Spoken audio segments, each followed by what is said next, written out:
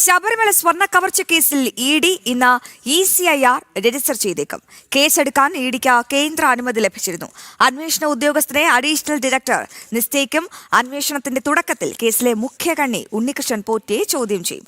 വിവരങ്ങൾ നൽകാൻ നിഷ ദിലീപ് ചേരുന്നുണ്ട്. Nisha, good morning. ഈ ശബരിമല സ്വർണ്ണ കവർച്ച കേസിൽ ഇഡി എത്തുമ്പോൾ പലപ്പോഴും മുഖ്യമന്ത്രി അടക്കം പറഞ്ഞതാണ് ഇവിടെ ഇഡി അന്വേഷണം വേണ്ട, ശബരിമല സ്വർണ്ണ കവർച്ച പ്രത്യേക ഇവിടുത്തെ SIT സ്പെഷ്യൽ ഇൻവെസ്റ്റിഗേഷൻ ടീം അന്വേഷിച്ചോളും, ഇഡി തൽക്കാലം കൈകടത്തേണ്ട എന്ന്. എന്നാലും ഈ കേസിന്റെ ഗൗരവം കണക്കിലെടുത്ത് ഇഡി എത്തുമ്പോൾ ഒരു സുതാര്യമായ അന്വേഷണം പ്രതീക്ഷിക്കാമോ നിഷ?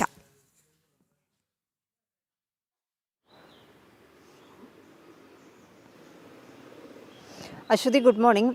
ഈ ഇഡിയുടെ ഇന്റലിജൻസിന്റെ റിപ്പോർട്ടിന്റെ അടിസ്ഥാനത്തിലാണ് കേന്ദ്രം ഇഡിക്ക് ശബരിമല സ്വർണ്ണക്കവർച്ച കേസിൽ അന്വേഷണ അനുമതി നൽകിയിരിക്കുന്നത്. ഇന്നിപ്പോൾ ECIR രജിസ്റ്റർ ചെയ്തേക്കും. സാധാരണ ക്രിമിനൽ കേസുകളിൽ FIR രജിസ്റ്റർ ചെയ്യുന്നത് പോലുള്ള നടപടിയാണ്.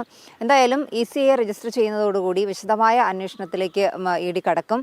ഇതിൽ ആദ്യം തന്നെ ഈ പ്രതികളുടെ ഒരു ലിസ്റ്റ് ഉണ്ടാക്കി അതിനുശേഷം ഈ നിലവിൽ സ്പെഷ്യൽ ഇൻവെസ്റ്റിഗേഷൻ ടീം അറസ്റ്റ് ചെയ്ത് റിമാൻഡിൽ കഴിയുന്ന ഉണ്ണികൃഷ്ണൻ പോറ്റിയെ കസ്റ്റഡിയിൽ വാങ്ങും. അതിനുശേഷം മുൻ ദേവസ്വം ബോർഡ് പ്രസിഡന്റുമാർ, ഈ പ്രതികളായ മുൻ ദേവസ്വം ബോർഡ് പ്രസിഡന്റുമാർ, ബെല്ലാരിയിലെ സ്വർണ്ണ വ്യാപാരി ഗോവർദ്ധൻ, ഒപ്പം തന്നെ smart creations CEO Pankaj Bhandari എന്നിവരെ ആദ്യഘട്ടത്തിൽ തന്നെ ചോദ്യം ചെയ്യാനുള്ള തയ്യാറെടുപ്പിലാണ് ഇഡി. എന്തായാലും ഈ ഇഡി ഇന്റലിജൻസ് റിപ്പോർട്ടിന്റെ അടിസ്ഥാനത്തിൽ കള്ളപ്പണം വെളുപ്പിക്കൽ, ഈ ശബരിമല സ്വർണ്ണ കവർച്ചയിൽ കള്ളപ്പണം വെളുപ്പിക്കൽ നടന്നിട്ടുണ്ട് എന്ന് കൃത്യമായി തന്നെ വ്യക്തമായിട്ടുണ്ട്. ECIR രജിസ്റ്റർ ചെയ്യുന്നതോടുകൂടി തന്നെ വിശദമായ അന്വേഷണത്തിലേക്ക് കടക്കും. ഈ കൊച്ചി സോണൽ അഡീഷണൽ ഡയറക്ടറാണ് അന്വേഷണ സംഘത്തെ തീരുമാനിക്കുന്നത്. 4 ഡെപ്യൂട്ടി ഡയറക്ടർമാരിൽ ആർക്കെങ്കിലും ആയിരിക്കും അന്വേഷണ അനുമതി നൽകുക. ആദ്യഘട്ടത്തിൽ ഞാൻ നേരത്തെ സൂചിപ്പിച്ചതുപോലെ തന്നെ ഉണ്ണികൃഷ്ണൻ പോറ്റിയെ കസ്റ്റഡിയിൽ വാങ്ങിയതിനു ശേഷം ചോദ്യം ചെയ്യലിലേക്ക് കടക്കാനുള്ള നടപടികളായിരിക്കും ഉണ്ടാകുക.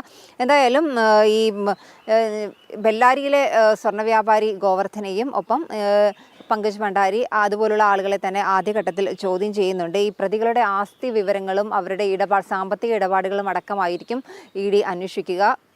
കള്ളപ്പണം വെളുപ്പിക്കൽ നിരോധന നിയമപ്രകാരം കേസെടുത്ത് അന്വേഷണം മുന്നോട്ട് കൊണ്ടുപോകും. എന്തായാലും ഈ കേന്ദ്രം അനുമതി നൽകിയത് ഇഡി ഇന്റലിജൻസ് റിപ്പോർട്ടിന്റെ അടിസ്ഥാനത്തിലാണ്. ഈ പ്രതികളുടെ ഏത് രീതിയിൽ അവർ സാമ്പത്തിക ഇടപാടുകൾ നടത്തിയിട്ടുണ്ട്, ഒപ്പം തന്നെ അവരുടെ സാമ്പത്തിക സ്രോതസ്സുകൾ എന്നിവയിലേക്കൊക്കെ അന്വേഷണം വ്യാപിപ്പിക്കാനുള്ള ഒരു തീരുമാനത്തിൽ തന്നെയാണ് ഇഡി ഇത്തരത്തിൽ കേന്ദ്ര അനുമതി അടക്കം ചോദിച്ചിരുന്നത്.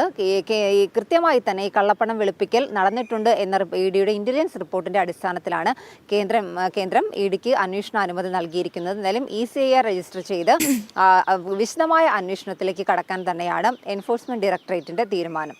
അശ്വതി. യെസ് നിഷ, ഒരു സുതാര്യമായ അന്വേഷണം അതാണ് ഇനി ശബരിമല സ്വർണ്ണ കവർച്ചയിൽ നടക്കാൻ പോകുന്നത്. ഈ സാമ്പത്തിക ഇടപാടുകളെ ചുറ്റിപ്പറ്റിയായിരിക്കും ആദ്യ അന്വേഷണം. അതായത് ആരൊക്കെ ഇതിന് പിന്നിലുണ്ടെന്നുള്ള വ്യക്തമായ വിവരം ഇഡി പുറത്തു കൊണ്ടുവരും. എന്തായാലും ECIR ഇന്ന് തന്നെ രജിസ്റ്റർ ചെയ്തേക്കുമെന്നാണ് ഞങ്ങളുടെ പ്രതിനിധി നിഷ ദിലീപ് കൊച്ചിയിൽ നിന്നും പ്രേക്ഷകർക്കായി പങ്കുവച്ച വിവരം.